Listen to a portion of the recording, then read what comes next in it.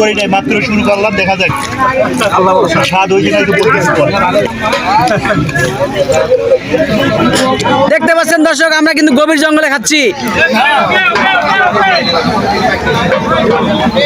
প্রচুর গরম খিচুড়ি। ওয়াও, আবারও গভীর জঙ্গলে আরো গুস্তাদ।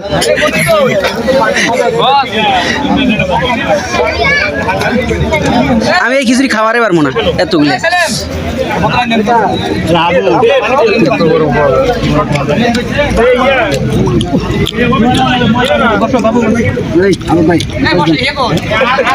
রিবন, তুমি কিছু বলো, গভীর জঙ্গলে খিচুড়ি খাচ্ছ, তোমার অভিজ্ঞতাটা বলো। সেই স্বাদ, সেই স্বাদ।